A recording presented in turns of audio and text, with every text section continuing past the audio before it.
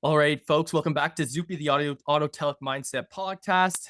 It's been a while here, but I'm joined here today with William Émard, Olympian, artistic gymnastics, and he's joining us from, is it Quebec or Montreal today? Is Montreal. Montreal is the base town I've been living my whole life, actually.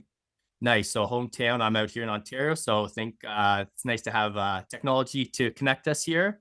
First time I have a gymnast on my podcast, so I love doing this because I get to learn about you, but also your sport as well, and how we got here today. So I'm excited all around to talk about mindset, to talk about gymnastics, and talk about sports in general. So yeah, once again, thanks for coming on here. It's a pleasure, and if I can talk about gymnastics, I would do like hours of this. So like, I'm happy to talk about that. Awesome, you're in your happy element here, other than Yeah, being on the exactly. floor.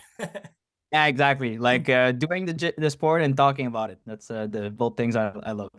Awesome. So, kind of going over your bio, I know you've been in this sport for seems like a long time. As I saw you started off as a kid, but kind of just take us back and how you got into this sport and how you've kind of evolved into where you are right now.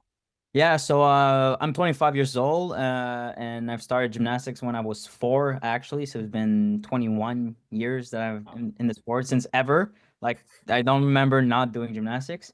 It started with me being scared of hockey, ice hockey. I had two brothers who are playing hockey, and they've been playing for 20 years ice hockey with my dad. But the moment I was on the ice, I couldn't do it. Like I didn't like it. I was a little bit scared. That was my parent what they were saying.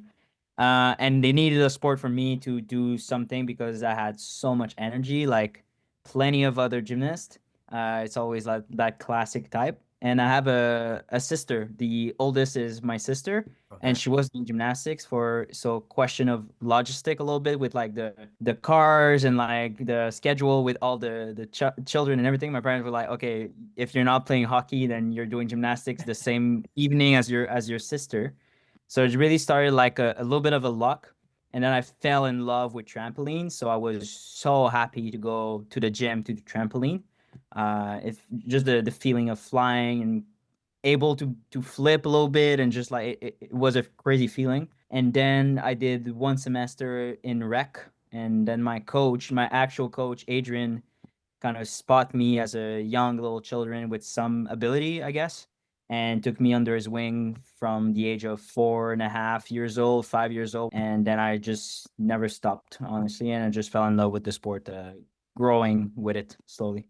Awesome. It's a classic Canadian story, just the other way. I was the same way, but I went the hockey route. Yeah, there you go. Into the gymnastics, but I feel in Canada, at one point or not, we're introduced to skates, whether we like it or not. Yeah. And like I'm the worst skater of the family, unfortunately. Makes sense. I'm the only one who didn't play hockey, but it's okay. I accept my fate. So, with regards to your siblings, where do you fall? Are you the youngest or in the middle there? I'm the second youngest. So my sister is 32, my brother is 30, and I have a younger brother that is 23. Okay, so I'm the same as you. Yeah, The there you go. oldest, I have an older sister and a brother, and then I'm third, and then I have a younger brother. So I can Exactly. Like relate to the healthy sibling rivalry. yeah, yeah, exactly. So I kind of have a question just from my own experience. I have a young little daughter in gymnastics. And it's funny because this question is more usually towards female athletes with regards to sport, but it's funny it's pertaining to you with regards to gymnastics is very female dominant. And what I see now and what you probably see with young boys, either you don't see them in gymnastics until later on, or they just maybe they're a little bit shy because they see all the girls in there. So what's kind of like what would you say like made you kind of stay in there? Was there a lot of girls in your class? If you're talking to athletes from boys who let's say six all the way up to the teenage, what would you say to like stay in the sport or keep with it? Don't get discouraged from a female dominant sport. Of course, there's been like the classic, like, oh, it's a women's sport. What Yeah, what are you doing? Whatever, you're super flexible. That's weird, yeah, kind of thing.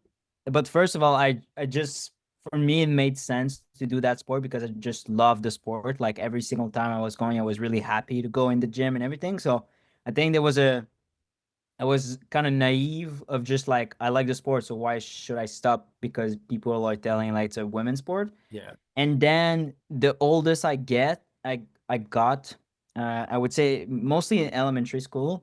The older I got, I just got more and more and more respect out of all the other children because when we were doing PE, I was always like almost the first pick because I had such a good mobility. I was so agile and everything. So any sports I could do it. Even like hockey, I was like able to understand how my body was working. So Yeah. I wasn't as good as the hockey player that were playing since they were four, but any type of sport that were like running, there was a ball, football, frisbee. They kind of saw me as a super athletic guy. So then I just kind of got the respect of like, oh, okay, maybe gymnastics is kind of cool. Hmm. And then in high school, I started having like bigger bicep than anyone else in my class. So and everything. So everyone was like, oh, okay, shit. And then I started traveling also with gymnastics and everything. So there was a weird moment where it was like a little bit like, oh, you're doing a women's sport. What are you? Yeah. Are you doing beam? What? But then there was like, oh, but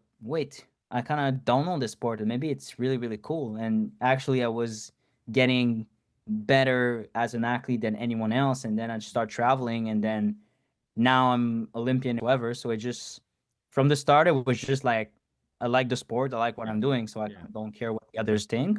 Hmm. And then the point of view of the others kind of changed with me being so close to them with gymnastics. So it kind of changed their point of view a little bit. Yeah.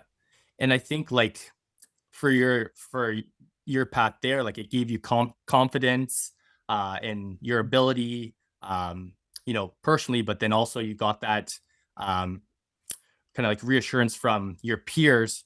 Where I think in today's world with athletics, from a little kid to where you are, um, finding your identity and your values and what you believe in, can build you up, but can also bring you down based on what people are saying and doing with regards to your peers. Social media obviously is huge, right? What people are saying and what we're listening to and what we should and shouldn't, what we should be filtering out and filtering in. But I think is a huge part of athletes and forming their identity and kind of staying true to their self with regards to we'll talk about later about setting goals. But I feel like you can have a good athlete, but they get discouraged based on this is a woman's sport. Well, why do you have big muscles? Why, like you Yeah. said, why you're flexible, and people kind of question that when really there's nothing to be ashamed about. You kind of see that in the sport as you've kind of moved up, or have you seen different athletes take different paths based on what they're hearing other people say and think of them? Yeah, of course. And what's like particular with me and my gen, I would say with my age, is like social media was not really a thing when I Yeah, was like getting up there. Like I remember like starting of my high school, Instagram was like starting yeah, ish whatsoever. Snapchat was still really, really new and everything. Like I had like my first social media was Facebook. Like yeah, Facebook was the big thing when I was 12. That's when I got like at the end of elementary school, so I got a Facebook so I could keep my friend on Facebook and everything. So I feel there was like this pressure of social yeah, media was not existing. So the opinion of people on social media, I was never faced to people that I didn't know, or people were commenting on videos, whatever, of like, oh, you're a girl for doing gymnastics, yeah, whatever. It was literally people that I knew from school, like all my friends and everything. That was their opinion of me, and it, yeah, like I said, the progress that I did in gymnastics and the athlete that I was becoming, the respect was there, and they were not like putting any comment that was like, "Oh, you're doing a women's sport," whatsoever. yeah. But I'm so glad that social media was not there at Right. that time because Hmm. it could have probably changed my mood or just like one bad day of just like it's a bad trend, whatever, and then I see all the comments, whatever, on a certain video. I'm just like, yo, what am I doing here? Like, Yeah, so yeah, there's a lot of people like basic they're basing their how they feel and everything with the comments and like kind of trying to fit in and everything in that yeah, society.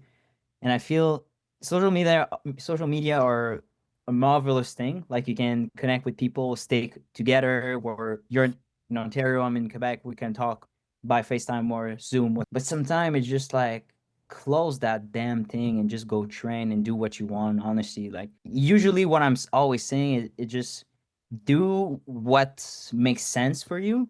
Like I'm always saying that to the kids when I'm doing like conference in school. It's just like it doesn't need to make sense to your dad, your mom, your Right. teacher, your brothers, your friends. Just need to make sense for you.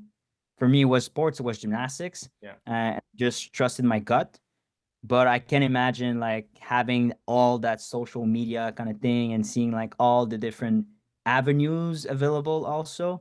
Yeah. Because at some point, like sport, you're kind of really focused into it and you're like, okay, this is my life a little bit, like sports is my life. Yeah. So I can see how social media can show you like, oh, but there's different things. So I think the most important thing is just to focus on what's really important for you. If it's sports, go for it. If Yeah. it's not sports anymore and you want to change something, go for it also. It's just a balance of like, am I able to really focus in that thing that I'm really good and I really like to a certain future, or is it like attain like the maximum of my capacity, and do I want to switch for something better? Like Yeah. it's just that question that you need to ask yourself a little bit. But I can see how social media and like every other people around you questioning your choice can be difficult sometimes. Yeah, and I agree with what you're saying. And sometimes it's hard to zone into yourself. I think, like at the end of the day, like you said, your gut feeling. Who cares what everyone else thinks? It's what you think. Like I said, sometimes it's hard to, go with that because there's so much people telling you what to do and what not to do and stuff. But I think that's very when you go with your gut, I'd say 90% that's the right way to go. Whether there's adversity in the way, that's just human nature.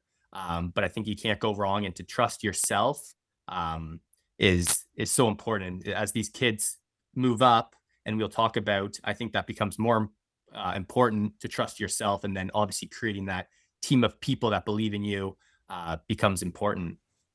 Yeah. So, just kind of going off what you're saying here, I was asked the question like, at what point or what age did you set that goal or have in mind? I want to just professionally, I want to be Olympic champion.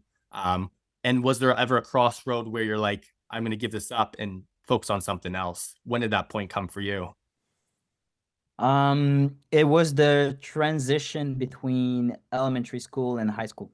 That was like the point of just like before in elementary school, it was like I'm doing gymnastics because I like it. It's a sport and I can develop myself. And I was playing soccer at the same time. So it was like doing both those things. And I loved it. Like I was busy during the summer, but I really like how I could like do both sports.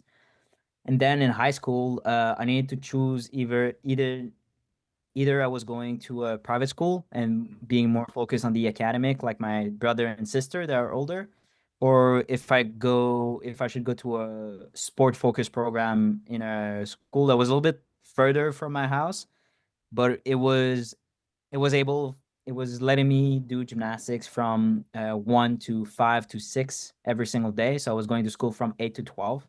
Mm-hmm. So it was really kind of a sit down with my coach and my parents of saying like, Yeah. okay, what do you want to do? Do you want to go the academic route, which is totally fine, and do gymnastics like in the evening, whatever, from 4 to 5, 4 to 5, or let's say to 8, something like that?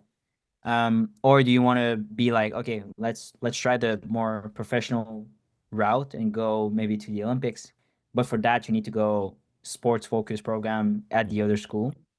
And for me, it was at that point it was a no brainer. It was like, hey, if I have a shot to go to the Olympics, like let's try it, let's try it. So at 12, decided to go for that route of trying to be an Olympian. It was like a crazy dream when I was like 6, 7 years old, saying like, Yeah. oh, I'm gonna be an Olympian. But then at 12, 13, that was like the real like, okay, we're trying this. And a year after, I wanted to throw everything on. Like I was that close to quit. Yeah. I was really, really close to quit. It was in the month of March-ish, and our season in gymnastics is finishing at the end of May. So there was like 2 full months, 3 months almost of for finishing the season. And my training by that time were absolutely dog shit. Like I was almost crying every single day. I was frustrating. I was frustrated again my coach, my parents. I was not like in a no, I was not in a mindset to work. I was really like just frustrated and everything. And there was like multiple things that was happening with me growing up, being a teenager, being like always in the bus, having a really rough schedule. And at that time, I was just like, oh, I'm quitting. Like I don't want to do anything else. I want to do anything else than gymnastics. Hmm.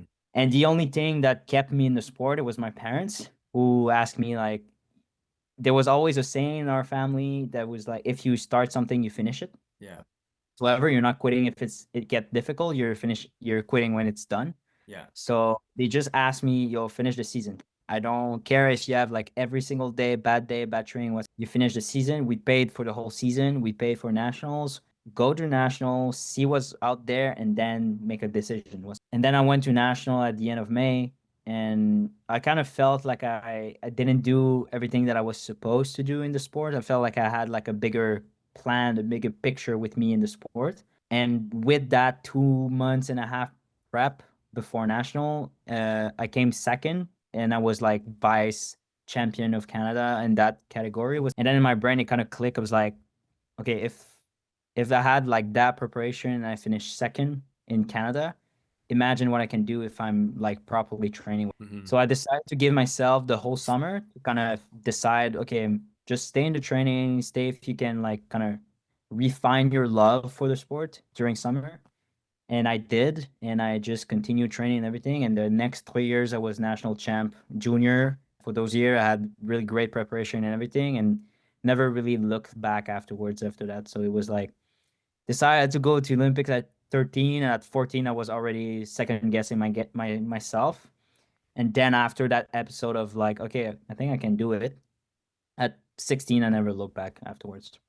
Wow. And like what a young age to be going through um this emotional awareness. Like some people it takes them, years, or they're 20 or 30, and then things start to click, where you went through an emotional um event at such a young age to kind of center yourself. I mean, this process that you went through probably has helped you prepare for some of these bigger moments, knowing you can overcome these adversities. But I like it because this stuff it goes right down to the younger kids, right? Like they're dealing with these emotions, like you said, balancing life. If you're an athlete and there's sacrifices where you're not always with your friends, you got to be here, and your schoolwork and all that stuff. So it's not easy, especially when you have hormones you're going through it as well. But to demonstrate and to be self-aware, I think I always tell people is the first step to dealing with the emotional game, the mindset. Is just knowing that something's off.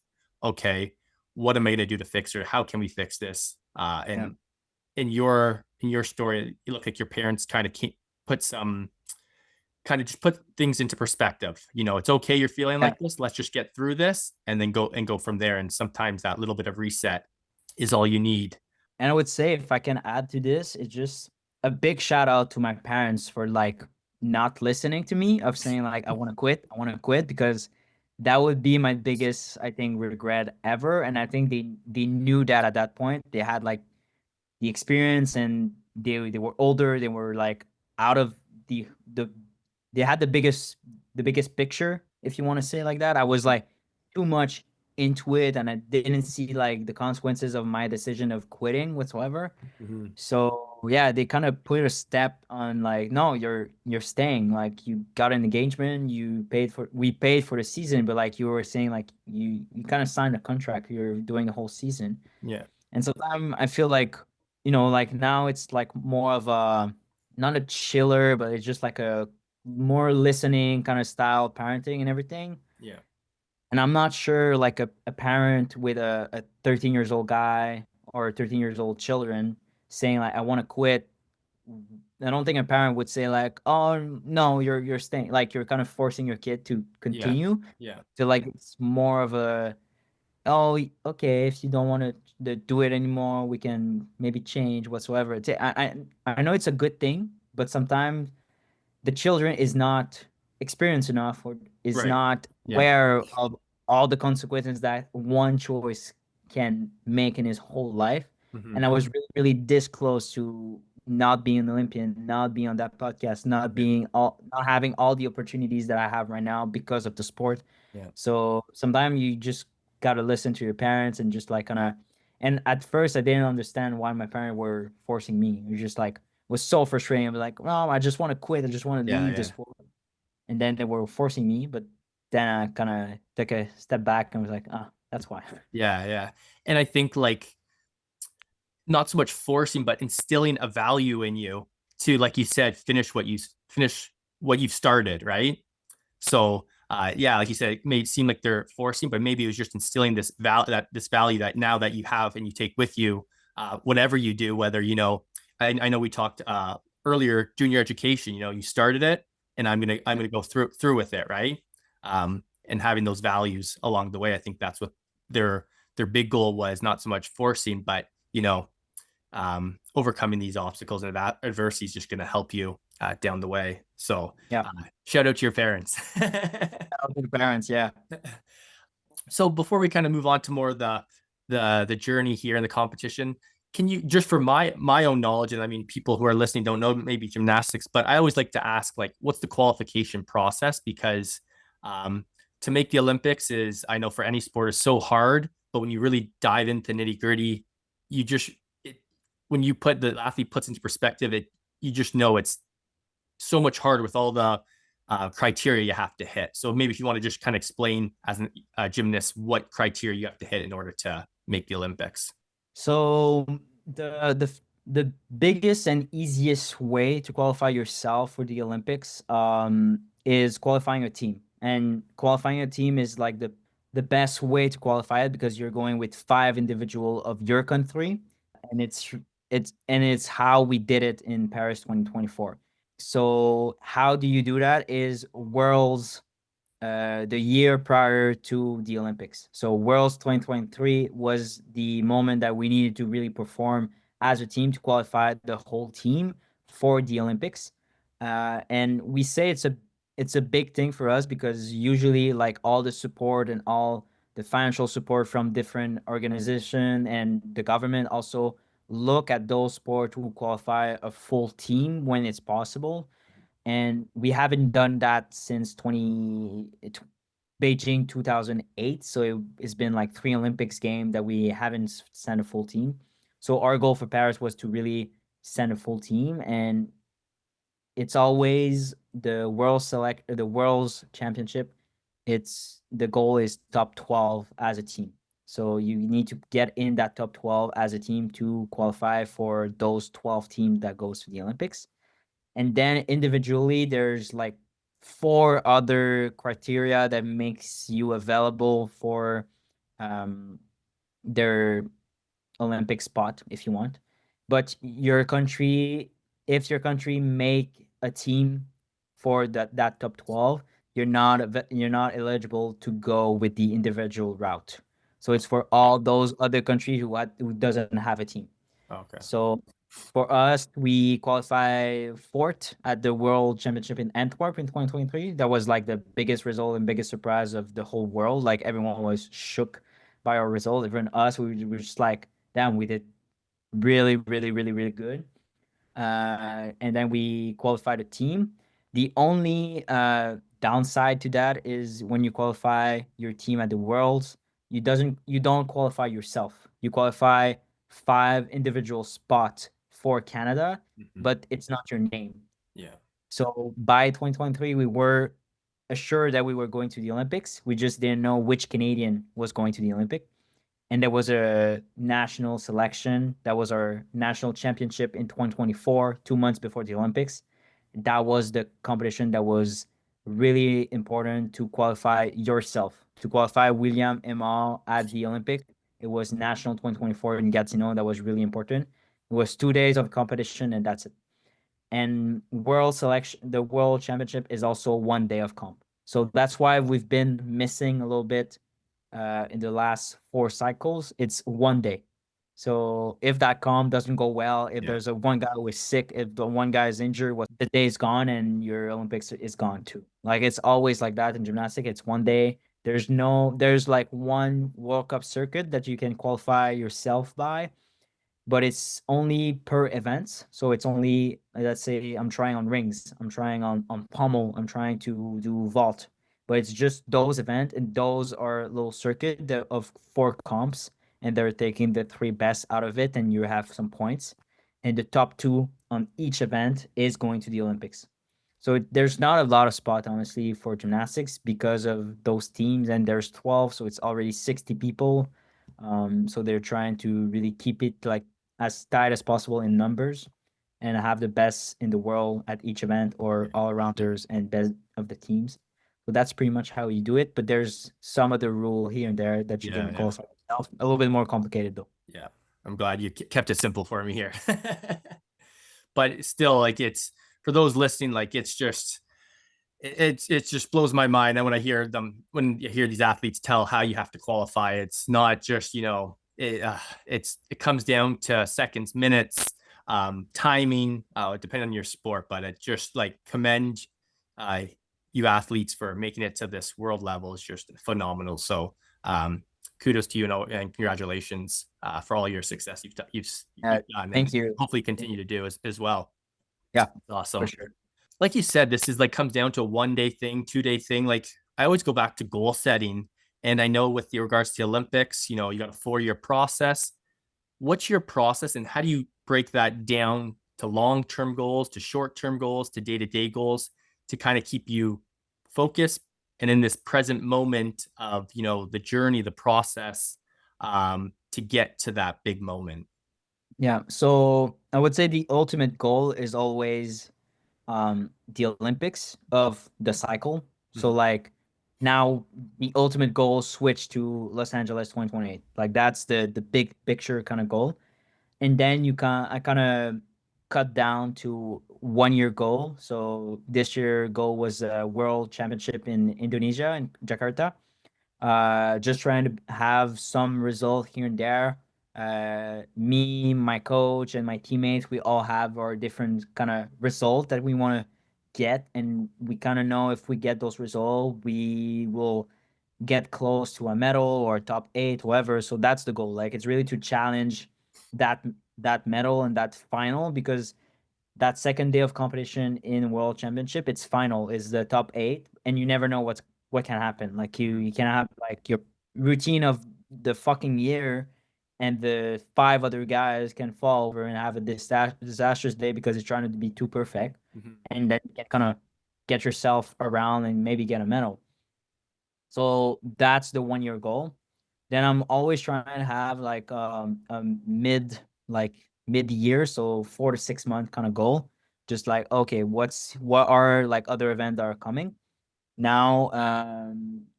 I have FISU games, so University International Games that are coming next month.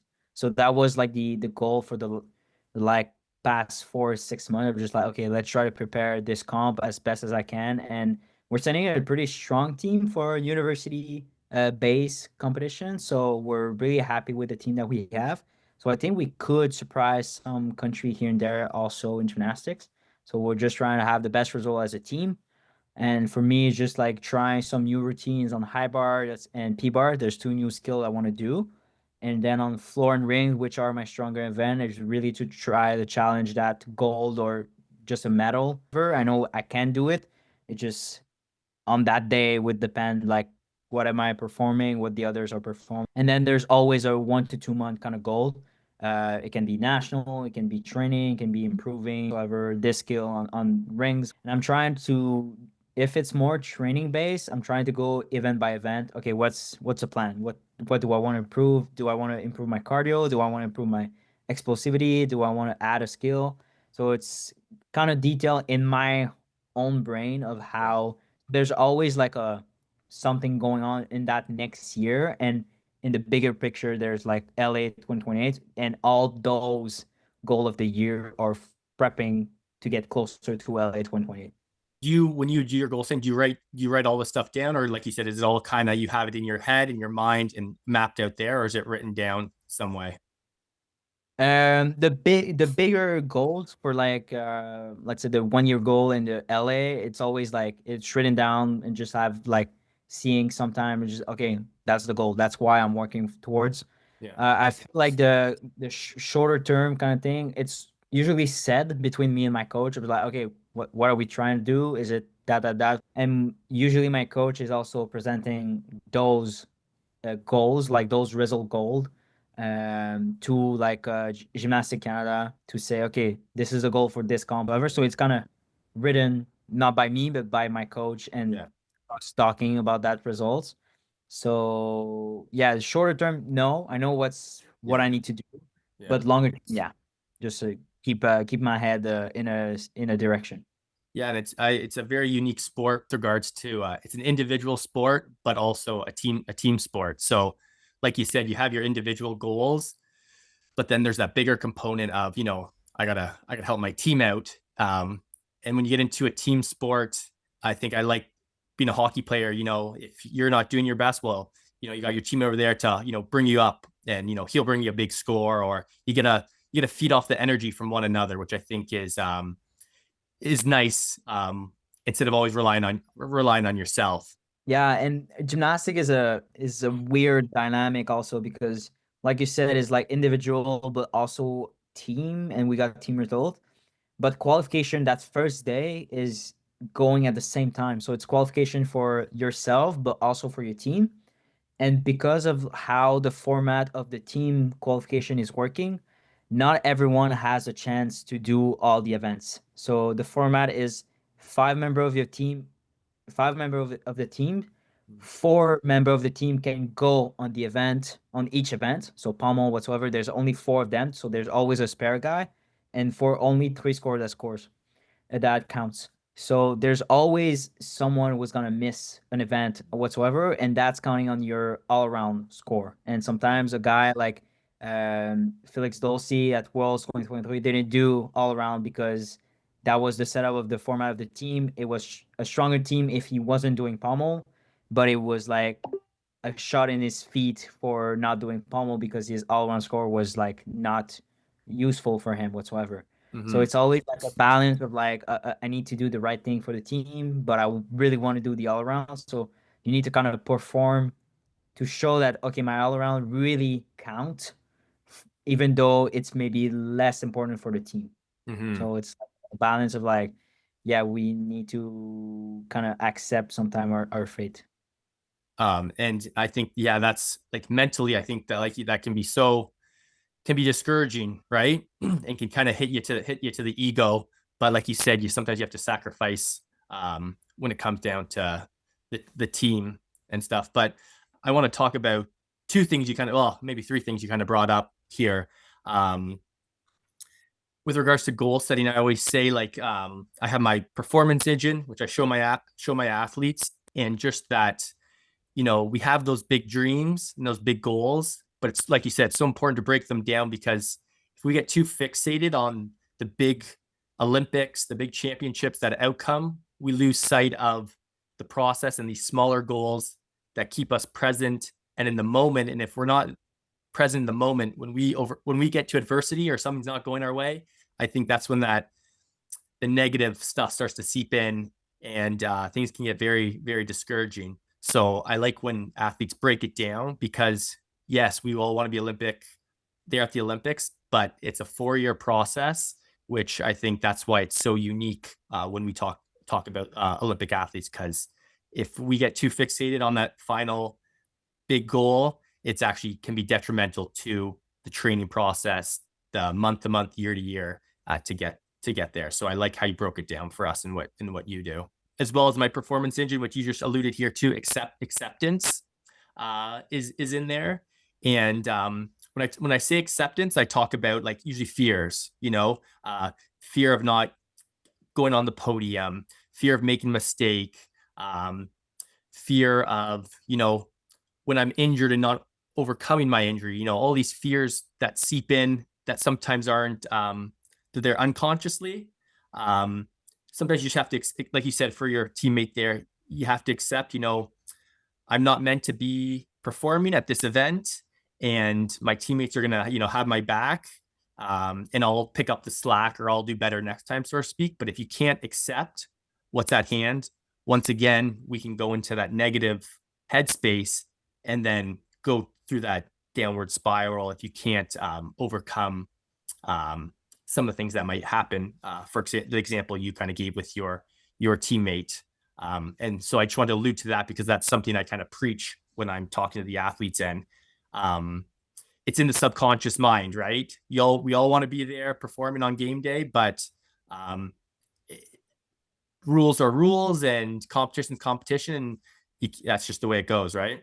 What I want to get into now is kind of talking about some of this stuff is now zoning into you and how you overcome some of these obstacles or how you prep your mind um, event by event to keep you let's say keep you emotionally balanced so you don't get too high too low and emotional in your emotional state for when you perform so you can be at your peak performance. Yeah, so about that, those difficult decision, when it's more of a decision about like a competition whatsoever, you just kind of put it aside and do your performance for the next couple of days, because usually you kind of know like right before comp or 2 days before comp if you're not doing what you were supposed to do, what you wanted to do because of that team. So you just want to put it aside and not like make it up there so it kind of triggers you during your comp or whatsoever, or do not you don't want to let that info perturb whatsoever your competition or your performance. So on that end, you just want to put it aside, and then after comp, you really want to analyze, okay, why why the choice was made like this, why it was not me doing the all around. Then you kind of go by the numbers. For us, it's like all about numbers or whatsoever. It's just like, okay, we score more as a team with that guy because on pommel he's scoring more than me. And then for me, my trick is just to get that disappointing moment for me, and just take that into gym and practice as best as I can. And when it's more in comp, and I have like a perfect example in at Championship 2023, I was able to do all around. I was able to do all around, and it was an honor to do that. Um, I was really grateful for that because we were three guys who were fighting for those two spots all around, and it was me and Renee, and Dulcie didn't do it, and I was really happy to do it. And starting on pommel, weakest event for all of Team Canada, we all hit whatsoever, so we had a really really strong start. And for me, it was like a perfect start for me. I had a really clean routine. I was happy with that. Then I went on rings, one of my strongest events. It was really cool, really nice routine, nice core, really happy. Then we went on vault. Vault is a really quick event. Is we are good Canada on vault, and usually it's not a problem. We just kind of run and then we do our trick and then we're good. There you go. You got your 14 and you're happy. But on that specific day, I do not understand still yet how it happened, but my run up to do my vault was not good. Like I don't know if I started like a meter over whatsoever, but I miscalculated my step whatsoever. And then I was too low on the board to do my trick, trick that I usually do. And I just did a basic kind of handspring on the board whatsoever. And instead of scoring a 14 for my teammates and myself or my personal score, they gave me a 9 because I did a handspring whatsoever with multiple set. It was like a really catastrophic kind of thing. Mhm. And then I kind of froze for a second. I was like, oh wow, what did I do? And then I salute the judge at the end of the routine because you need to let them know that you're done. So without getting deducted. So I was like all lost in my head whatsoever. And then I salute and was like, whoa, started to walk towards my teammates, and I was like, nah, I'm not ready to confront them with that. Like I just did a 180, went into a corner and just put myself like sit down and just kind of breathe a little bit and just like, okay, I need 2 minutes. Like give me 2 minutes by myself whatsoever. And then the physio came to see me and she's like, are you okay? I'm like, no, but I just need a breather and I'll be fine. Like there's three other events and the guys need me for those three other events. I need to step back and get back in the game. And after those 2 minutes, I was like, okay, I'm ready to go. And I just went back to the boys, and they were all like, "Yo, just get back in the game, get back in the game." And they let me like on my own because I didn't want anyone to talk about it. I was like, "Yo, we'll talk about it later. Yeah. We'll laugh about it later." But now we have a job to do. It's to Yeah. qualify full for the Olympics. And at that moment, I knew my all around score, my like personal scoring was blown. Like there was no like personal intention to go all around final. Like that killed my chance all around. So it was like it's all for the team. Now it's all for the Yeah. team, and I'm doing everything I can to help that team qualify. So it was just so for me, it was just calm down, take a deep breath, be in your zone, refocus on what you can do.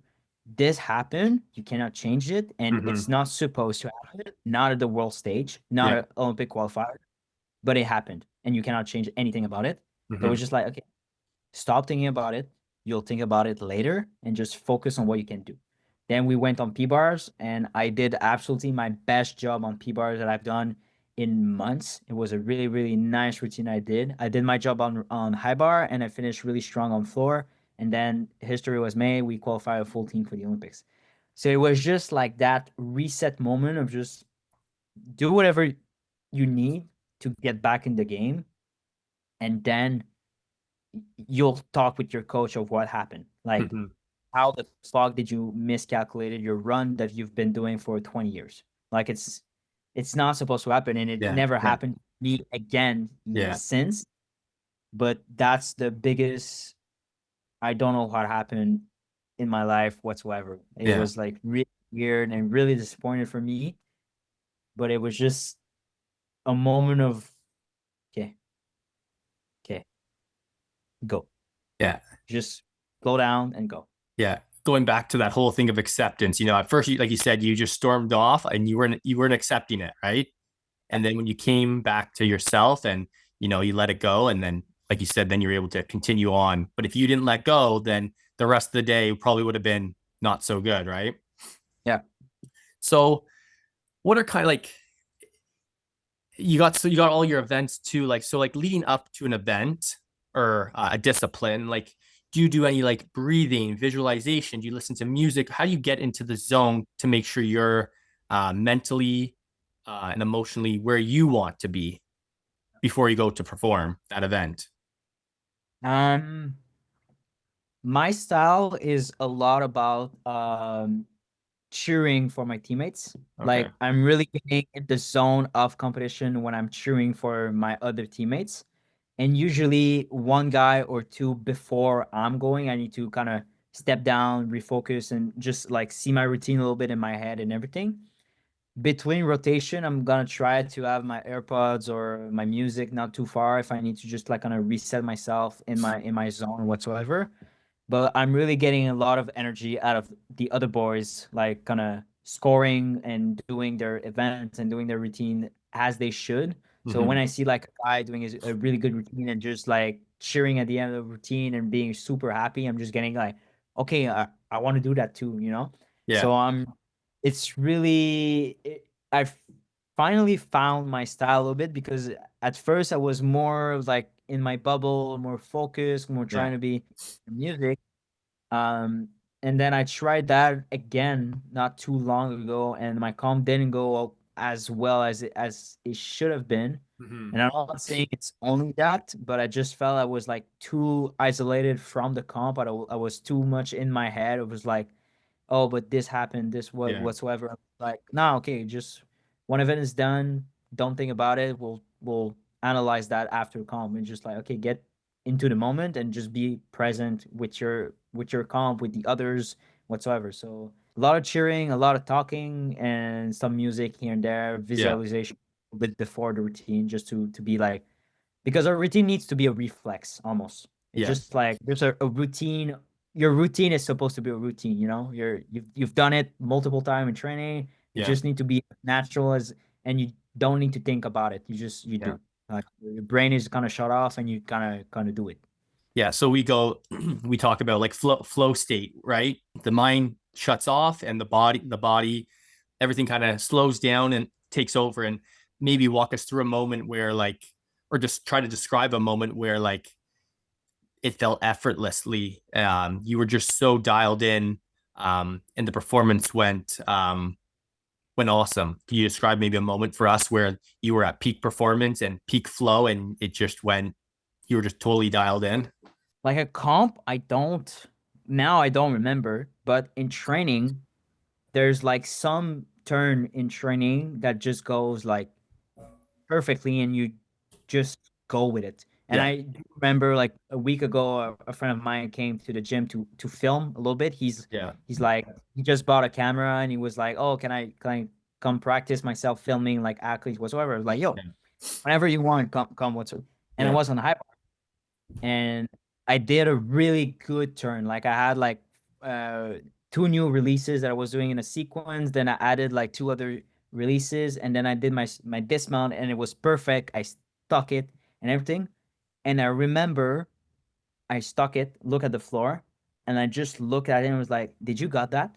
Because like for a moment I was like not there until I saw my feet stuck on the floor. It's like, yeah, yo, that was crazy. Like, it's just I was like not I was there with the high bar for 20 seconds. It was yeah. just me in the high bar and me spinning over the high bar, me catching the high.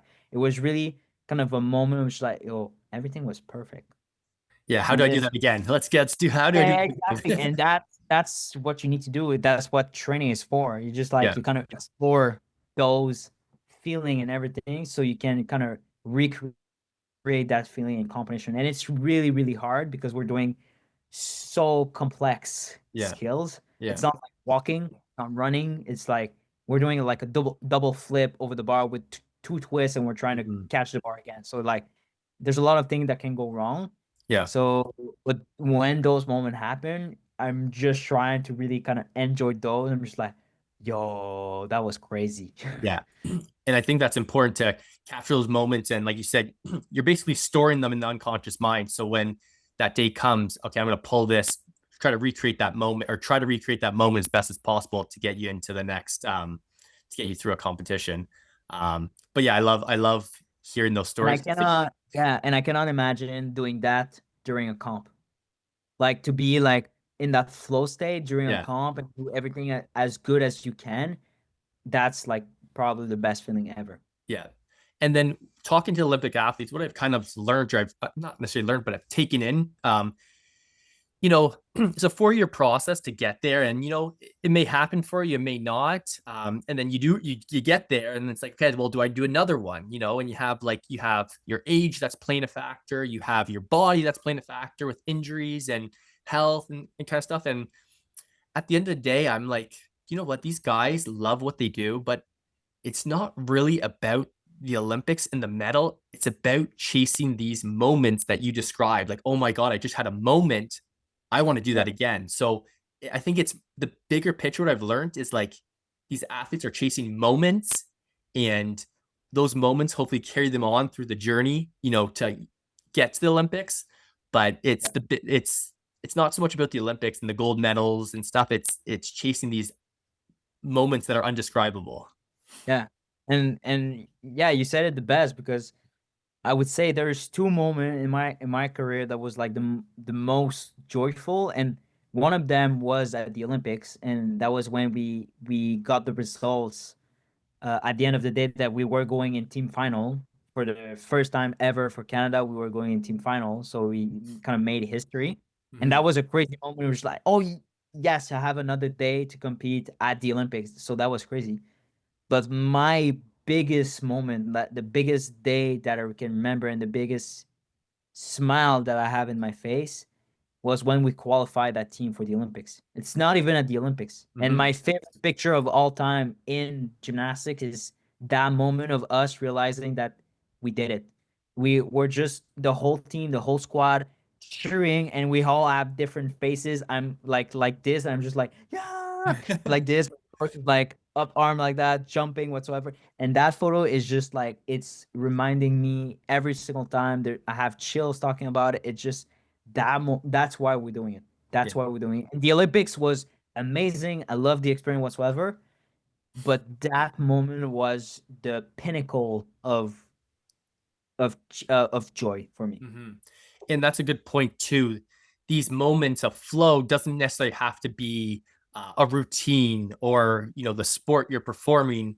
It can Yeah. be a pure joy of celebration, and bringing that to you when you do compete. It doesn't have to always be like you don't have to, it doesn't always have to you're doing your skills or whatnot. So it's a great point when these athletes are trying to get into the zone or into their headspace they want. You don't always have to think about the competition. Think about you know, your mom giving you a hug or what I mean, a birthday, you know what I mean? They're just silly examples, but feel good examples, right? And it does, like I said, it doesn't have to be necessary in the actual moment of the competition. Um, and I like what you're saying because the last couple of podcasts I talked to athletes and I talked a lot about people doing visualization and breathing and the stuff they do, but you've really honed in on a different element of um, absorbing energies and emotion through others Yeah. and your teammates and stuff. And that's the great going back to it's an individual sport, but team sport. Um, and you're grabbing those. You're trying to grab all that good energy to bring into your routine. So I like your approach. It's something a little bit different um, to get you into that good preparation before you compete. And there's the flip side. I have to talk about the flip side, but there's if things are not going good for teammates and all of a sudden that negative energy comes in at you, it can give you not what you're looking for, that positive energy. So we always have to be aware of people around us and what we're trying to gather, because I'm sure you are gathering the good energy and emotions, but you're also subconsciously trying to deflect the bad stuff that's happening that you don't Yeah. want. So yeah, your self-awareness is you're very dialed in, I think, that way. Yeah, and I would say on the other end also when it's too much, also positivity, it can also trick. Like at the Olympics, first day at the first event I was the first up on high bar, and just like the energy in that arena with like the 15,000 people just like cheering and everything, I was like so happy and was like, oh, that's so cool. But then I went on high bar, which is not my biggest event right now. It's like I'm good, I'm okay. Mhm. But we were not supposed to count my score. The three other guys going on high bar were supposed to be those high score for our team, and I was just there to kind of hit my routine, hit that safe routine kind of thing, and just give the momentum to the guys. Yeah. And then I was a little bit too much excited, and then my action were a little too much aggressive, and I fell twice Yeah. on at the Olympics. First event, first guy to go, and I was supposed to give momentum to the other guys. At the end of the day, I didn't. Hmm. So yeah, you just need to like you said, just kind of listen to you a little bit and see how you're really feeling and how the energy is. Yeah. It can really help you, but it can also like overstimulate yourself a little bit and be too excited to Right. really kind of see, okay, I'm more using that energy when I'm feeling like there's a down in the competition. So I'm staying focused by cheering for the guys. Yeah. And Yeah. there is something bad or negative happening with the other guys, I'm just gonna try to cheer them up and say, yo, we got it. Like Yeah. we got you Yeah. whatsoever. And I always go back when I'm talking to, younger athletes, is when I talk to you guys, this is like years of experience. And like you said, you're still, trialing different things to what works for you, what doesn't. And, what you're preaching might not work for, Billy next door, like you've worked at these mental tools that works best for you. And it's practicing and being aware of them and what you're doing, what you're saying, what you're hearing. It's a skill. It sometimes people want to, the athletes want it to happen. I'm going to do my visualization. I'm going to perform the best. Like it doesn't always happen the way, like you said, these competitions, your goal was to just, a nice steady routine. And because your emotions got too high, um, didn't go the way you wanted. So I think younger athletes listening to you here, it's practice. It's not going to be, you're not going to nail it every time.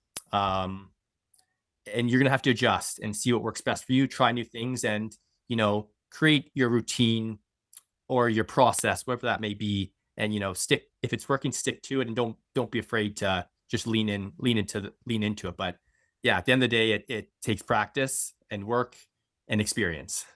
Yeah, definitely. So yeah, it's awesome to kind of tap into these elements of emotions and mindset. And just going back to learning the sport and talking it here, the individual and team aspect of it. And I want to kind of push now kind of to your Olympics. You've told us some stories about the Olympics, but you guys as a team have you've done such a great job. Like I didn't necessarily watch too much of gymnastics growing up the Olympics. My sister's Olympian in judo. Um, but you guys and your team seems like a very unique and special group and have really put men's gymnastics to the forefront. So maybe just talk to me a little about the feelings, the energies, and what you guys are doing. And you're just, there's a movement you guys are creating here. I'm sure you can kind of feel it and see it at a world level. If you want to kind of just can give us some insights on what you guys have done and created for men's gymnastics. One phrase that was like present for a whole like Olympic preparation and Olympic qualification and everything was out of the trenches, because we were in gymnastic, men's gymnastic. It's been complicated. We were not having a lot of results. Seems like gymnastic was going nowhere really with men's gymnastics, and financially also like our budget was getting cut and cut and cut year after years. So it was really complicated. So out of the trenches was really our little phrase that we were having, not only the five guys that made the Olympics, but the guys that we were training with for that preparation Mm-hmm. were around 8, 9 guys that were training for that moment. So out of the trenches was really a phrase that was like, okay, we're in the mud right now. We're in deep mud, but we can do it and we can get out our head out of it. Yeah. And we did it at Antwerp in 2023, and we were going to the Olympics. And those five guys that went to the Olympics, um, they're real soldier in different ways. Honestly, Zach is our oldest member of the team. He did 2 full cycle to try to go to Olympics, and finally made it at 30 years old. Now he's retiring, so it was like a really nice ending for him. Rene is a good teammate. Also, he was studying to be a physio at the time. He's now a physiotherapist. He's still training and everything. Went to Tokyo 2021, the only representative of Canada for Tokyo in gymnastics, and he did a massive job. And he's a good friend of mine outside of the gym. And then there's Sam Zakutny, who tore his pec in 2023. The full pec went out in Colombia in one of our Pan Am Championship. So he made the comeback and he was slowly training.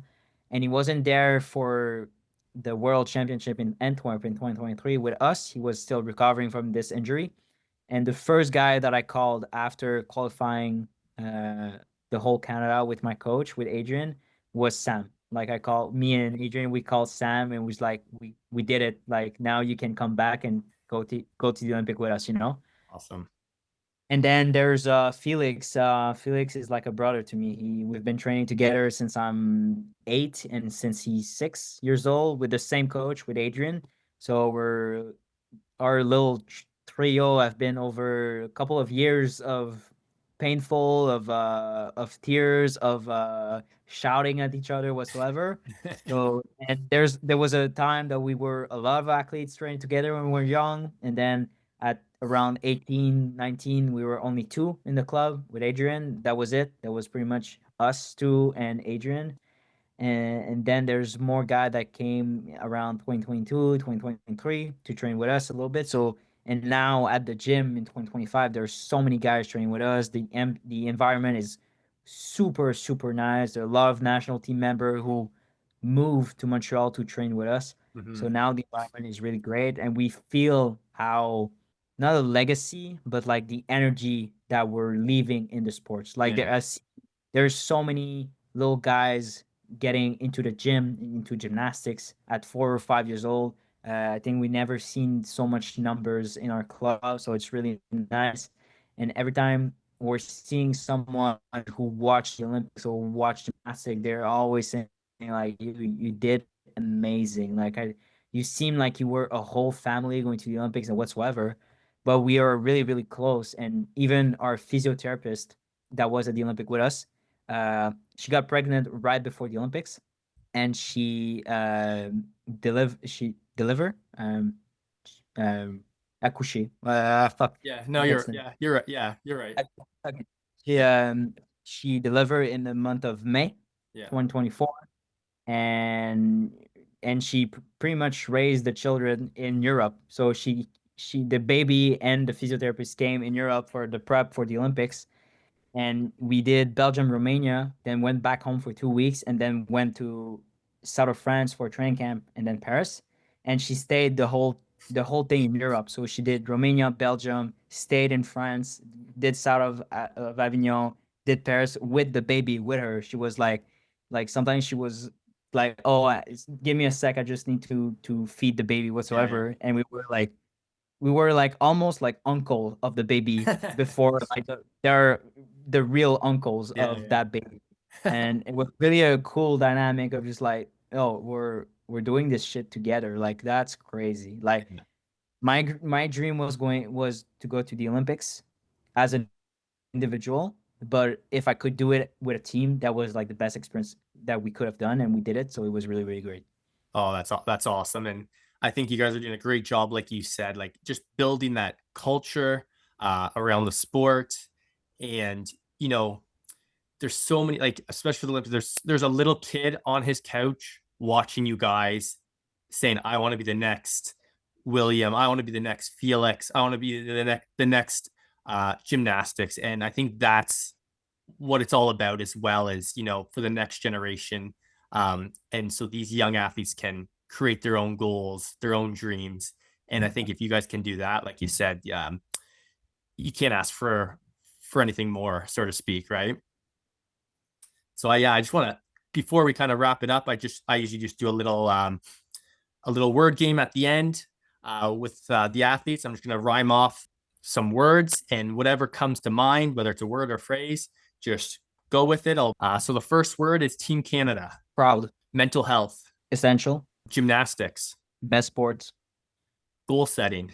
planning, The mindset, the mental game. winning, Sponsorship. partnership. Nice, very nice. But Will, like it's been, like I said, I'm gonna wrap this up here, and it's been, like I said, thanks for coming on. I get to learn about the sport. I get to learn about you, and some of your teammates and family here. Great to have you on board, and I'm excited to follow the rest of your journey, and we'll see what the future holds for you and your teammates. Thank you so much. Thank you for the opportunity of talking about my sport. I could do this for hours, but no, thank you so much for the opportunity. Just like I hope you're gonna follow a little bit more gymnastics because of this. But thank you so much.